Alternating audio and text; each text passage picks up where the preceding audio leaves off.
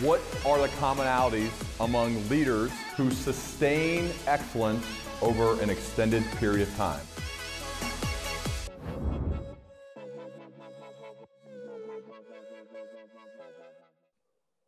Ryan, it's good to see another Ryan. Welcome to the Learning Leader Show. I like your name though, Ryan Hawk. Like would that go okay for like you have the Serhant house now instead of the Soho house. I feel like that flows really nice. Serhant house is nice. A lot of people get confused on how to pronounce Serhant. There's Serhant, Seranahan, Serhart, Hawk, that no one comes to you and says, hey, how do I pronounce Hawk? You're never like Hook, Hawaka. No. No. Every once in a while someone adds an E. I'm like, no, it's just the bird. It's good. We're good. There's no E. So anyway, Ryan, I want to get started with your mantra. So I've watched you on TV for, I guess, almost a decade now. And one of the first things that I talked to my wife, Miranda, about is we always say expansion, always in all ways. I love it. And I know in your course you teach about creating a personal mantra, and this I feel like is yours. Can you describe two parts really? One, how this expansion, always in all ways, became yours, and maybe some advice for others that this is a memorable thing that could be part of your branding. Sure. I mean, before $1 Million Listing, I didn't really have a mantra, like a motto. The show asked me what mine was. And most brokers are like, everything I touch turns to sold, and all that stuff. And I didn't really like that. For me, it's always just been about more, right? I want more. I want to do more.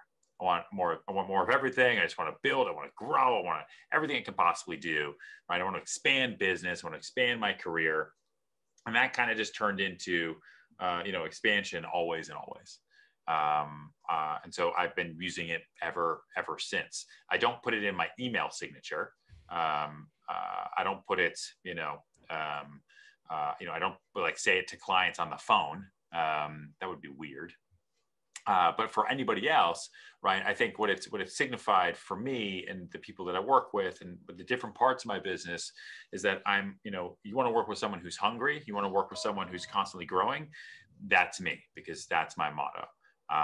But as you work to figure out kind of your own brand motto, you just think about what your lifeblood is. Like, what's the most important thing to you every day? And what do you want people to know about you? Do you want people to know that you're a killer, that you're a pit bull?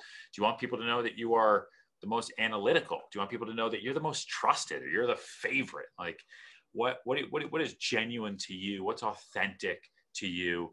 And ask other people. One of the best exercises I think anyone can do, and I talk about this a lot, is to do a self-audit using other people, and ask them a simple question. Say, hey, when you're with me, how do you describe me to other people? Right? So if you're hanging out with me and someone calls you later and says, hey, where were you? And you say, oh, I was just hanging out with Ryan, and they don't know Ryan. What do you say? How do you say that? Is it like, oh, the gray-haired real estate broker guy? Is that it? Or is it, the guy who thinks he's funny, but he's not? Is that it? Like, is it the one that smells? Like, what is it? Ask a couple people. You'd be surprised to see how people perceive you, right? Because your perception to others is your reputation, right? And your reputation is then your brand. And that's kind of brings you back into that personal mantra and motto, if you will. And all of that boils down to what you believe about yourself in the core. So if you are not confident as a person and you're anxious, that's going to be how these people describe you. Like, yeah, you're always with Ryan, the really, the guy that's always super nervous all the time and like picking his fingernails with his eyes on the ground. Yeah. Oh, him. Yeah. He's nice. Like that's your self-audit right there. Now you got things to work on if you want to work on them. And you sense that did you do that exercise to build? Because the other part about it is I think if you can make it concise and it makes you think, like always and always, that's why I remember. I don't know if I remember Fredericks or the other guys, but I remember expansion always and always. Yeah. Because it's concise and it's to the point. And also like, wait, what is he saying? Always? Yeah. Is he saying the same word? No. Yeah. Like that part of it too actually makes it better. And I don't want to, I think this is important for people. If you're trying to build your career, build a business, lead a team, whatever it may be, thinking of this. So how did you come up with it? I mean, like I said, I came up with it because Bravo asked me to, and they forced me to, because they said all their shows, just like the Housewives, right? You get in there in that interview scenario, and you got to introduce yourself and tell them what your motto is. You know, you're the, like I said, like you're the lady killer, or you're whatever you are. And so, you know, I wanted mine to be about growth. I wanted people to know when they saw me to be on the lookout, because I'm going to do big things. And I'm coming for you, because I felt that a lot of people were counting me out because I was not from New York. Mm-hmm. I didn't come from money. And I worked at a tiny little firm, and my competition on the show and my competition in New York in general is rich, well-connected, bred here, and complete sharks. Right. And so my stamp kind of walking into the prison yard is be ready, because I'm coming for you, because I'm going to grow fast and you're not going to know how. I heard through the process to get cast, you had to sell yourself a bit more than what you were currently doing, almost a fake it till you make it type of a mentality. Can you share the casting process and what you told them and what the actual reality was versus your intended reality for the future? Yeah. Yeah, I wouldn't say it was fake it till you make it. It was because I see people do that, and that ends up being very much something that I call. What do you think? What do you think of that mindset? I personally am not a fan of that phrase, but I understand that it has worked for some. So, fake it till you make it is very much bullshit money energy, right? So for me, there's people who have kind of big magnetic energy, big money energy. They've got humble confidence, and they've got that vibe that just makes you want to work with them. And that's why they've become so magnetic, and that's why they've become so successful. And then you have people who aren't there, but they fake it. They tell you they're there, right? They tell you they have this, and it just oozes desperation. Okay. So for me, when I went to the $1 Million Listing audition, they were looking for the best real estate agents under the age of 30 at the time.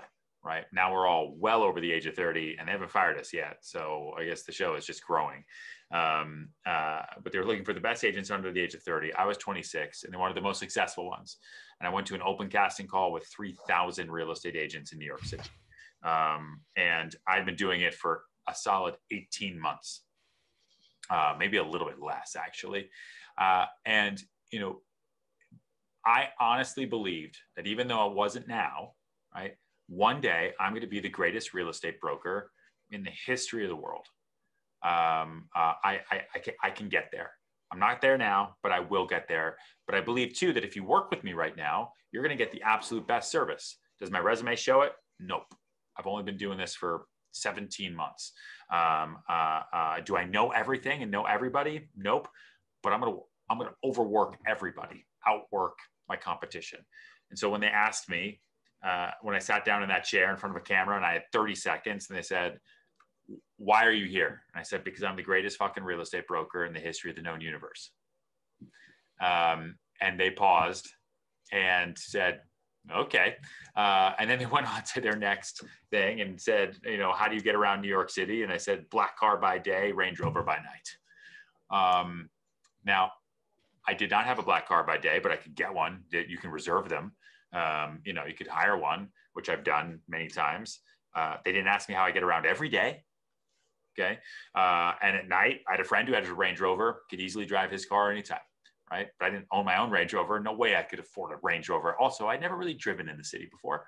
And so, I just hit them with the idea of the power broker I knew I could be. And that's what they liked. And I had a theater background, I had a film background, and I knew that when you went in rooms for auditions, You didn't show them who you were today. You showed them who you could be, which is a big difference from fake it till you make it. And what I really view as future you, right? My big thing, like last year for sure, this year now, is Ryan 2030, right? It's what I think about 10 times a day. Ryan 2030, over and over and over. Like, where am I going to be in 2030? How can I start being that guy today, so that by the time I get there, which is going to happen in the blink of an eye, everything I want will have happened already, and I'll be so far beyond my expectations, that guy will figure out how to go back in time and pat me on the back, right? And so that's a different level of energy than. How did you actually believe it when you said that? I mean, I get the sense that you do. I mean, how do you, I guess, foster that mindset of that you believe that you were actually the best when you hadn't really done it? And that's got to be the toughest market literally in the world to go do what you're doing. It is very tough here. There's 80,000 of us in the city. Well, remind me again where you live. Ohio. Yeah. So I grew up outside Boston. Okay. And whether you're a Tom Brady fan or not, there is that kind of old story that's interesting where, you know, he was drafted 199 and went up to Bob Kraft, the owner, and introduced himself like that first day of training camp, and said, "Hey, I'm Tom Brady." And Bob Kraft said, "I know who you are. You are our 199th draft choice."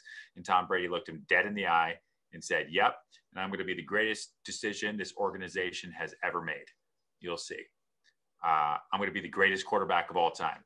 And he said that in leading into the 2000 football season.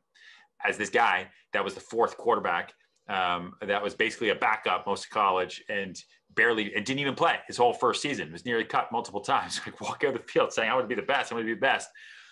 And 20 years later, the guy goes to he picked a team at random. A random team was like, "You guys want to go to the Super Bowl?" And Let's go. It's insane. Like, and so, I don't know. I had a very similar mentality, you know, at the beginning of my career. It's like, if I'm going to make the decision to be a real estate broker in New York, I'm not getting in this to be second best or 100th best or 200th. Life is too short. If I'm going to do this, I'm going to be the best. I believe I can be the best. I believe that I'm a really, really good person. I know how to talk to people. I can empathize. I can sympathize. I can understand what they're going through. And I'm going to be relentless in my work ethic. And I'm going to sell more than anybody. It's going to take me a hot minute, but I will get there. Can you talk about inflection points? So you get the gig, you're only 18 months in, and do they start bringing cameras immediately and following you? And did that have an impact and help skyrocket your business, or was it not until it aired? I'm wondering, like, I like moments throughout careers when something shifted, where you went from, you're working really hard, but it's not really clicking yet. Because there's a lot of people say, well, I want to be the best. I'm going to work really hard. Yeah. But there are little moments where maybe a little luck and opportunity, and they come together and you make the most of it, right? Like, what are some of those earlier moments in your career where you went from just being one of 80,000 to now one of the top guys? Yeah, there's a bunch. I would say right before that audition, there was a moment when, you know, I was trying to rent apartments to pay my rent. That's why I got into this business. Not because I like real estate. I don't give a shit about crown moldings. I needed to pay my bills. And it was that, wait tables, bartend, get a temp job, or move home to Colorado at the time. And so I had a really hard time doing deals. You know, it was tough. I don't know New York City. I would go to the West Village with clients and get lost. Like, the streets make no sense. You know, people would lie to your face. Like, you know, you really start to think about human beings in a different way when you become a real estate broker in New York City. Grandmothers will lie to the face of baby Jesus to save $5. And it's so crazy. But there were agents in my office, and there was one in particular named Ben, who was just crushing it, right? He was bringing in deals every single day. And I had like no idea how. I could not figure it out. I knew he grew up with a really, really tough background. He had kids really early. He was younger than me. And I was in my early 20s. And I remember going up to him and saying, dude, Ben, you're the man. Like, how do you do this? Like, could you just help me out? Like, you do like 3 rentals a day. No one here does that. Is there a tip or trick or something? And he looked me dead in the eye and he said, nah, man, I ain't telling you shit. And that for me was an eye-opening moment because I realized very quickly, no one's going to help me. I'm not going to wait on anyone else's opportunities. I got to go after everything by myself, apparently. There's no salary, there's no benefits, there's no nothing in this job. And 2, if that guy can do it, and if he's threatened by me, then I can do it. And I'm just going to buckle down. And so that was a moment that I'll never forget. The $1 million listing moment, when they finally cast us in November of 2010, they said, all right, we'll see you in 2 weeks for your first open house. And then they filmed with us for a year. When the show came out, no one really cared. The phone didn't start ringing because I don't know how many times you watch TV at night and then pick up the phone and call the people you see on TV. But it's very rare that happens. But it was the cameras and the pressure from the network. Like, a regular real estate agent is going to have, personal financial pressures. I got to sell, I got to make money, and pressures from clients, right? You have a listing agreement with the seller, you have a fiduciary, they want you to sell the house, so there's pressure. So I had that. Then I had my boss who put pressure on me. And then I had NBC Universal, who said to us, and during that whole first season, okay, 3 of you, so they cast 4 of us. Okay. This is something most people don't know. They cast 4 of us and they filmed with 4 of us for an entire year. And they kept telling us, 3 of you will make the final show. Good luck. And they would tell us as we were filming and going on that, the producers would walk into, a list, because we have to get everything. They don't produce, they just show up. We have to get all the clients, all the listings, do all the details. Everything has to get fact checked. It is a pain in the ass. Everything is too real. I wish it was scripted. It would make my life so much easier. And they would walk into a listing appointment. I'd be excited. And they'd be like, is this the best you have right now? Really? Okay, we'll film it. But I don't know. I don't know. It's okay, Ryan. No, it's fine. It's fine. I know you're just starting out. And there was nothing like, one, the threat of being fired. And also, holy shit, if they do cast me and I suck, 25 million people around the world are going to watch me suck at my job. That would be very bad PR for me. And so it was like this metaphorical shotgun to the head that, dude, I got to get good listings. I got to actually do these deals and sell them. Because when I was 26 years old, I had a fear of being embarrassed. I didn't want to put myself out there to the world and then be an embarrassing failure. That would be terrible. So I made it my mission to succeed. And I chose success over everything, no matter what it took. Isn't that though, I sense, I love New York City. I don't live there, but I sense though that is normal there. So or are you saying people act like it is, but their work ethics don't match those words? Is that what I'm hearing? The relentlessness, the willingness to get up and actually do it is not the same as the talk. Yes, I would agree with that 1,000%. But, I think the reason people feel like that who are outsiders is just because there's, 11 million people, right, in the city Monday through Friday. And so there's a greater volume of people for stories to come about like that. It's like when I would have friends who come visit me, who used to come visit me a long time ago, and say, dude, I love New York, man. There's so many beautiful people in New York. The women, dude, these guys, everybody in New York City, it's amazing. I'm like, dude, there's the same percentage of good-looking people and not good-looking people in New York as there is everywhere else, except here, there are millions and millions and millions of them. And so you just see more of them. So it's the same thing. But I will say, there's something about the energy here and how cutthroat it is. and how expensive it is to live here. That really weeds out people that can't hack it, right? It's too expensive. Like you spend thousands and thousands and thousands of dollars a month on on stuff you're not even aware of, just to survive.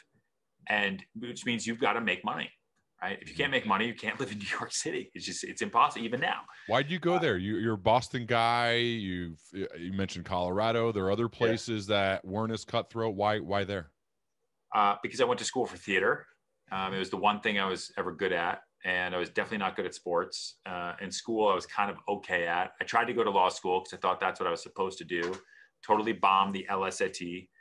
So that didn't work. And my grandfather had died and left me a few $1,000s, and I'd worked in construction every summer since 9th grade. So I had that money saved up. And so I said, all right, I'm going to give myself a couple years in New York, and I got to try theater because that's really what I want to do. And I wanted to be on Broadway and do film and TV if possible. And I'd rather regret the things I did than the things I never tried. And I was just terrified when I graduated college that, I don't want to be 50, and be in some job I got after college because I was nervous when I was 21. And then what am I going to do? I'm going to be married. I'll have kids by then. Am I supposed to sit the family down when I'm 50 and say, I've had this theater bug inside me all along. I'm going to go and really get it out of my system. And he'd be like, Dad, you got to take me to soccer.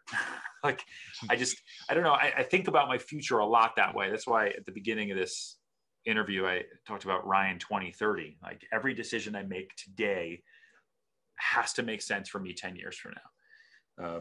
Now, otherwise I don't do it, right? Why would I do it? What do you set goals for 2030? Like financial goals, business goals, the size of your new company? I mean, do you actually have those goals mapped out for that long a period of time? Yeah. I mean, we have massive micro goals throughout every year. Okay. Weekly, monthly, quarterly, biannually, and annually. And my goal is to always beat them and exceed them. But I have to have those goals. Otherwise, I'm running around with my head cut off like a chicken. Like I got to have goals so that I can get to them. And that's really, really important to me. And I also really like my routines. And so like the routine of my day keeps me sane, keeps me hungry, and helps me get there. And all those big goals are broken down into things that I can do every day, right?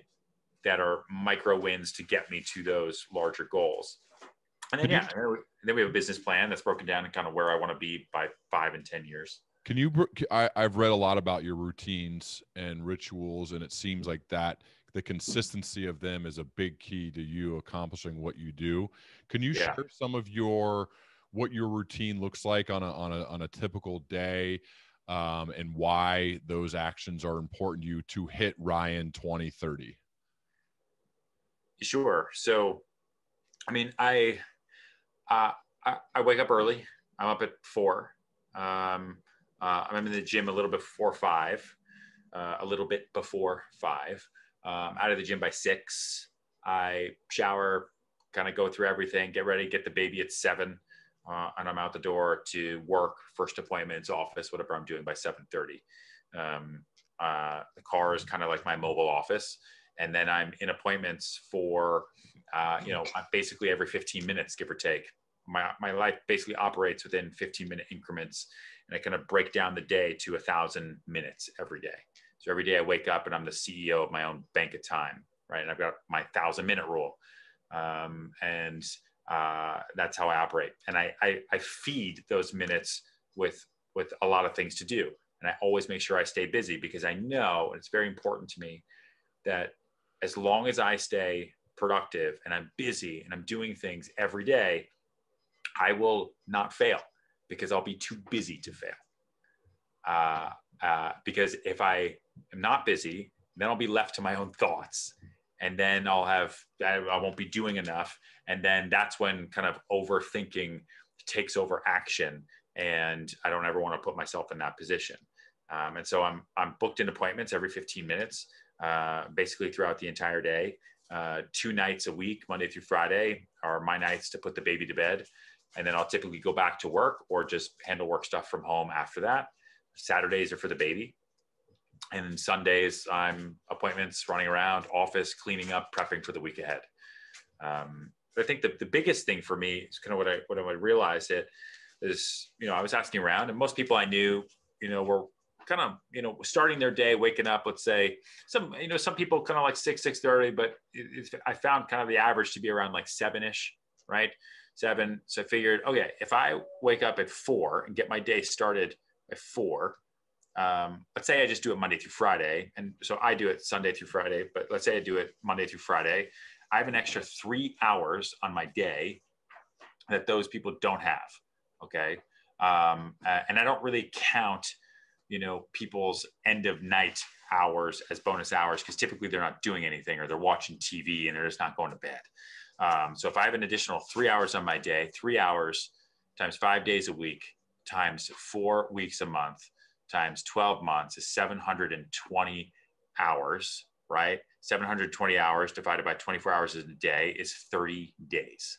So if I wake up at 4 and my competition wakes up at 7 and we have the same year, I have an additional month ahead of them.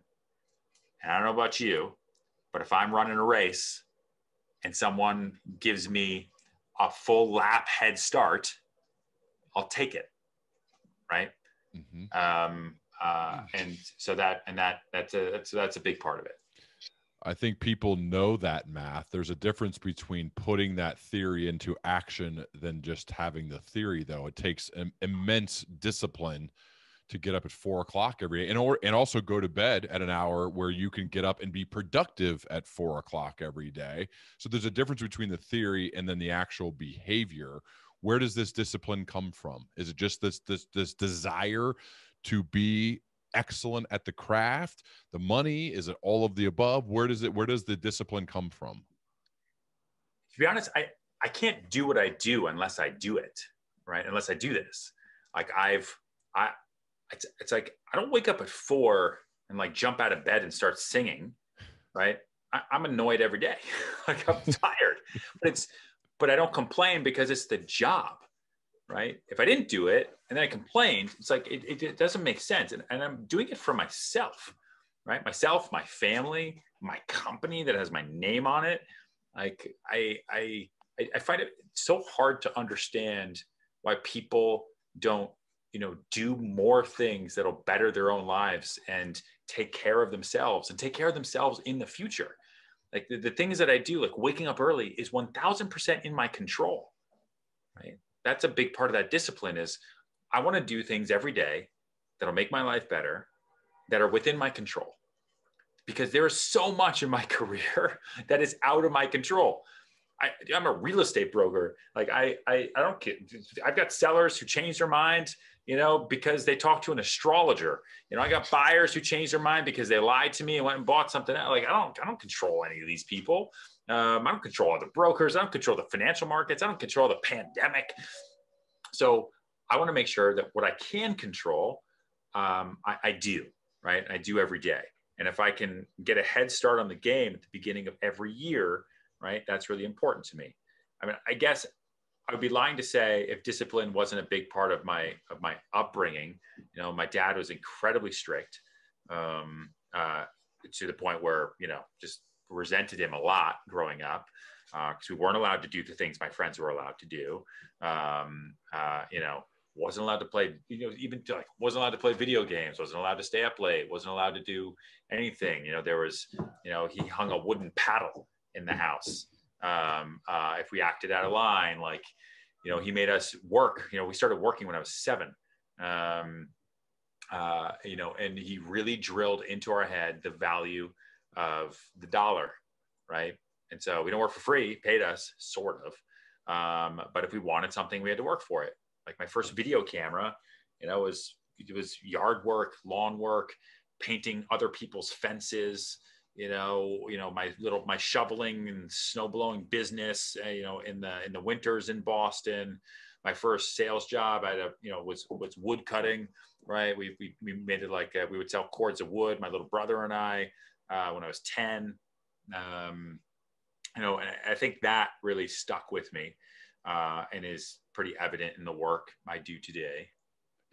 And one of the difference in the things that we've seen for those who have watched your life is that you're a dad now. You're married and you're a dad, which is different from at the beginning of this. How has that changed you as a person and as a real estate broker? Or has it? Yeah. You know, my wife calls it male nesting. I think she looked it up and it was a thing. Because the minute we found out we were pregnant, I just started working more. And she was like, and I think because at first she was hurt, right? Because she thought I needed to be home and be with her, and that I'd want to be with her while pregnant. And then I think she talked to someone and she's like, no. He's male nesting. Like he's going out to work harder. Like that's what that's what the Greeks would do. You know, he's building because he's about to have responsibility in a way that he never had. And he's got this, little Greek warrior princess about to be born. And my wife is Greek. And she, I don't know, she's made everything much bigger for me, right? I'm not just Ryan, the real estate agent anymore. Now I'm Ryan, kind of the CEO of a firm, and I'm leading something much bigger than myself. And I want her to know that the things that I do are totally possible for her as well. Like in the business that I have now, like I hire as many, women as possible. I'm sitting in a room right now where the people that run the business for me are all women. I mean, not just because I have a daughter, it's definitely because they're all better than all the men that I interviewed for the same roles. But it's nice to know that she will be able to see that her dad, was, came from a place that would be, beneficial to girls forever, and that she can do whatever she absolutely wants to, because her dad once came to New York with very, very little money, hand modeled to pay the bills, and built a real estate empire out of pure fortitude. I don't know. I think. What about the balance is a buzzword right now, and I think it's kind of impossible. But I'd love to get your take on this balance between being at home and your presence, meaning you being with your family, your wife and your child, versus selling real estate and running a business or businesses and a team. How do you manage that? Because this is a question that is posed constantly, and I'd love to hear your mental framework around that. Yeah. I have no balance. I'll just be honest with you. Like I really like to work, and I found a partner, a wife, who understands that and who doesn't give me shit about it and really likes that I like to work. And it's part of our deal. I've got compromises on time. I've got compromises on things. She also really likes to be in Greece. And so being with me allows her to do that in the summers as I work and build. And it just works really, really well for us. Would I love to be with the baby right now in the playground? Because I think that's where they are right now. It's 4:00. Yeah. Yeah. But I also really like talking to you. And I really like, the deals that I got to put together right after this. And tonight's one of my nights that I got to get home and put the baby to bed. So I really look forward to that. All my clients know that I talked to you today. Friday. This is one of your second nights, right, Ryan? This is you, right? You're doing it. Okay, cool. We got to get you home. We got to get you, I make people a part of it, so that there's no guilt there. But my priority, because I have a great wife and help, in raising Zena, is to build right now. Because dude, I'm 36.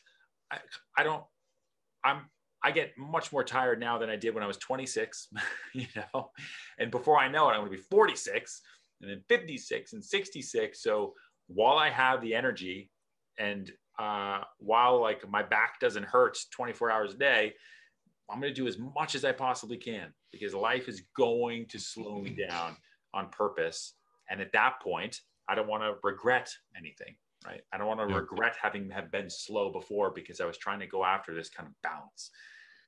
One of the natures of your business, and I think that you've taken on and done a good job with, is in a way, you have to be a great self-promoter. You got to market yourself. You have seems to be a full team. I've watched a ton of YouTube videos that your team produces. They're funny, but they're certainly promotional. You are promoting yourself, and I would imagine when you do that, you create people who could be like, you know how people get, I don't like that guy. Why, he seems to be into himself. He seems to be full of himself. A lot of people don't like people who they deem as self-promoters. How do you manage that? Or is that even in your mind at all to even think about the downside of all of the self-promotional part of your work? I'm a salesman, and we all are at the end of the day. This podcast, if your questions are riveting and great and people listen to it and they like it, you are promoting your ability to create a great podcast, which will bring more people to the table and listen to more podcasts, which will bring in more advertisers and so on and so forth. Like whether we say we're not promoting ourselves, or not, we are. I just don't hide it. Right. A lot of people hide it. A lot of people self-promote, but they don't talk about it. They're like, well, no, I don't like people who do that. No, I don't like, but you should definitely read my articles, or you should come to my store. You should totally, because we have the best, this. Like, dude, everyone promotes themselves. And if they don't, I don't know how they operate in today's world, right? Because any business needs to be promoted and no one gives a shit. No one cares. So the only person that's going to care the most is you. And the more people who know what I sell, the better. And I've grown my entire business on my ability to shout my success from mountaintops. It's the only way I've met certain people, right? And I think the clients that I work with and the business that I do is with people who are of a similar mindset. Are there people that don't like me? For sure. Are there people that are never going to work with me? Absolutely. But I also don't know how I would ever have the time to work with 7.5 billion people. So no problem. Like, I don't have to work with those people. They can work with other people. It's totally fine. Was there a moment though you had to push past the fear of, I think a lot of people, I'd probably put myself in this boat at times, the fear of thinking a bit about, I don't like that guy, or has this just been the way you are? Or because I think of Steve, Frederick, and you all you're all different guys. I really enjoy it's a super entertaining show for people who somehow don't watch it. You probably do if you're listening to this, but I don't think any of you guys lack confidence. And I think people are drawn to that. There's a charisma there. You could lead people. And I'm just wondering, like, the stages that it took to build that up, because it seems that you lack, all three of you in a way, lack fear of promoting how excellent you are at what you do. Yeah. Our job is to promote our success. It's the only way I get my next job, right? Think about an actor in a movie. Like, the movie does well, they're promoting how great they are, and the award season, commercials, articles, this, that, so that they can book their next job, right? We are, as real estate agents and salespeople, we're incredibly similar. And so I would not get other business if people didn't know what I sold. So like I said, the more people who know what I sell, the better. Building that confidence, though, is definitely a process. That's I just wrote a book called Big Money Energy that is all about that process. Kind of step by step, how I went from being, I wasn't this way my entire life. I mean, I guarantee it. Like, when I just wanted to do theater, I was very introverted. It's very quiet. We were talking about that self-audit. When I did that with a friend named Alex, he was like, yeah, the really shy kid who stares to the ground when he walks. Really? Yeah. And that really weirded me out, because I didn't know I did that. I didn't know. And I realized I did it because, growing up, high school and college, I had really, really bad skin. And so I was so self-conscious about it. When when I did have bad skin, I would look at people in their eyes and I would see their eyes dart to my face. and it made me self-conscious. And so I guess muscle memory, whatever, in my defense mechanism was, okay, well, I just won't make eye contact with people so I don't have to feel bad. So when I would walk, I would just keep my eyes on the ground. And I guess that's really weird for people. And so that was like a thing that I had to really dig into and say, oh, wow, I still do that. Oh, wow. Like I need to really think about how I think about myself and how I put myself out there. And if I'm self-conscious about myself, then I'm going to give out the perception of myself as somebody who's not confident, and that's going to be how people know me. But if I'm confident in who I am and what I bring to the table, then that's going to be my perception. And then I'm going to be able to attract other confidence, right? The people who spend millions of dollars on homes are not people who lack confidence. Okay. Like, especially the clients that I work with, right? They got to where they are, they got the money they do because they're confident in their abilities in whatever their profession is. And so, I think so it took me a while, and there's definitely steps and there's definitely a blueprint for how you get to that point, and how you build that unshakable confidence so that you can start being the person you want to be. I find it very hard to believe that there are people out there that were like me, who are incredibly shy, keep their eyes on the ground, and honestly with themselves, just want to be alone for the rest of their life. Like, those are people that lost control at some point when they were a little kid, and something happened, someone took it from them, I don't know. And so they've convinced themselves that way of life is their best option, when it just doesn't have to be. And so that's been a big thing in 2020, obviously, because there's been a lot of struggle. And so going into 2021, I've kind of made it one of my missions to help people find the best versions of themselves so they can lead a better life and a bigger life, and be comfortable promoting your own success. Like, it's okay. It's fine. What does big money energy mean? Big money energy is that unique set of qualities that every successful, confident person has. When I first got into the real estate business in New York, I would see great brokers, developers, bankers, attorneys, titans of industry walk into rooms like they own them. They weren't assholes, like they weren't jerks, right? They humbly confident, but you could just tell. The way they carried themselves, the way they shook hands, the way they made eye contact, the way they talked, what they knew, those people had great energy, right? It wasn't small energy, it was big energy. And it was big money energy. And that was something I didn't have, right? I wanted big energy. I also would like to have money so I could pay bills and have a better lifestyle. And it was really big magnetic energy, right? And so what I wanted to figure out, and it took me like 2.5 years to figure it out, but I did, and that's what's in the book, is how do I self-create big magnetic energy so that I can be somebody who can walk into a room and have people attracted to what I have to say, so that I can attract other success instead of just having to go out and find it every single day.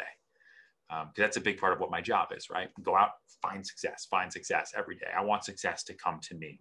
And that's what people who are successful have the ability to do. What were some of I know there are a lot of codes. Maybe you can, and I know we have to go soon, but I want you to get to your family. What is a code or two that maybe you'd like to highlight from Big Money Energy that you think would be a good takeaway for someone who is in the middle of leading a really good career? They're in a senior level job.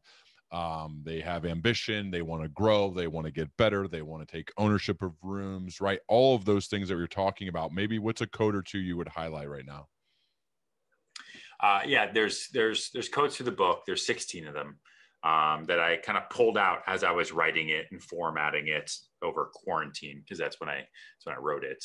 The first one is, when you can't change your circumstance, there's one thing you can change: your energy. And that is for anybody who, like myself at the time, I couldn't change how much money I didn't have. Couldn't change where I was from. Couldn't change, a whole lot of things. So much I couldn't control. But what I could control was my energy, because what I'm selling every day is energy. I don't sell apartments. The apartments are the widget. I sell a transfer of energy between buyers and sellers. My excitement and the energy with which I talk about the homes that I sell are what people buy into. And so when you can change your energy, you can completely change your life. I would say, what's another code that I think is good for people today? There's a lot. Let me focus on energy real quick. Yeah, sure. You said you can change your. I think that you could be like, what does that exactly mean in practice? So if you had to get tactical with, does that mean your attitude and the effort? Because I know as a dad, that's one of the things we talk about. Like, hey, you can't control a lot of things, but two of the things that you can control every day is the attitude you bring to the environment, as well as the effort you take to it. So don't do it unless you're going 100% maximum effort and Sure. great energy. As a leader, you're the emotional thermostat of your team. You get to make that happen. Is that what you mean, or what do you mean as far as, because energy is kind of a weird word in that regard? Like, what is Ryan talking about there for me, in my job, in my life, what I can do? Yeah, sure. So everyone's life is totally different. Okay. Energy is going to be defined as something pretty relative to everyone, depending on what their situation is. But it comes down to three things, right? It comes down to developing magnetism so that you are the type of person that people want to be around and they want to talk to. And you break that down into a lot of different pieces, but it's your ability to ask questions, right? It's your ability to listen and respond instead of listening to reply, right? It's your ability to create friendships instead of creating clients, and so forth. Building new energy is also about creating a shift in your mindset, right? So there's a lot of mindset that goes into it, right? Like we were talking about waking up early. Why do you wake up early? You're never going to do it if you tell yourself just to do it. If you say, well, I was listening to that podcast, Ryan said he woke up at 4, he's great, he does stuff, I'm going to wake up at 4. You're going to do it one day, and that's it, because it sucks, right? You've got to change your mindset to figure out what your real why is. Like, what is your why, right? What's your why? And what is that wall, right? What's that thing that you are fighting against, right? What's that thing you're running from? For me, right? For me, it is, I distinctly remember having no money and living in New York City and going to the grocery store and not being able to buy tofu at the time. And I remember that day. I remember crying in the subway, holding back tears and thinking about, this fucking sucks. I hate this place. New York sucks. I'm moving home.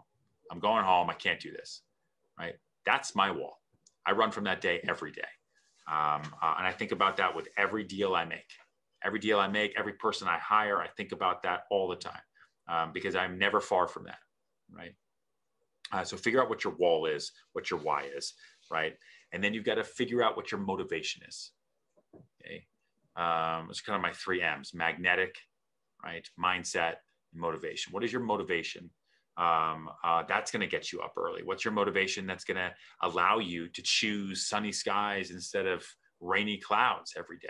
Because it's easier to choose clouds, so much easier to stay in bed, choose those clouds, dude. Misery loves company. Everything's terrible. It's fine. It's so much easier to do. How much harder it is to smile, how much harder it is to be happy and be excited. It's like a lot. I think scientists have actually looked at that. I think it's a lot more effort. It's a ton of work, right? So if you can change your mindset to affect your motivation, you can totally change your energy. And there's a lot more that goes into it than that. That's in the book, but I think that's a good starting place. Love it, Ryan. Just one more question. I know you got to run to the family, and big money energy certainly is a worthy investment of your time and money. When you think about others in your industry who are excellent at the craft, they are really good at it. what are some of the common characteristics and or behaviors of those people? If you want to describe people that maybe listeners may know because they watch the show, or anybody else, what is it that separates the ones who are consistently sustaining it over time, crushing it, versus the ones who are not? Yeah. The ones who are crushing it, okay, are incredibly organized.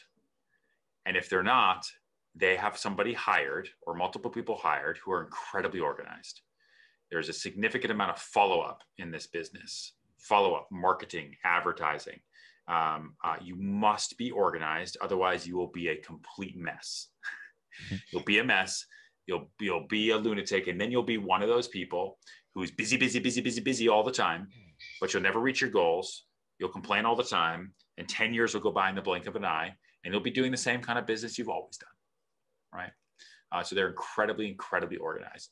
They're also incredibly disciplined and have a relentless work ethic. Right? They will drop anything for a deal. They will do anything they can to do more business and to expand. I would say the best are also incredibly empathetic, right?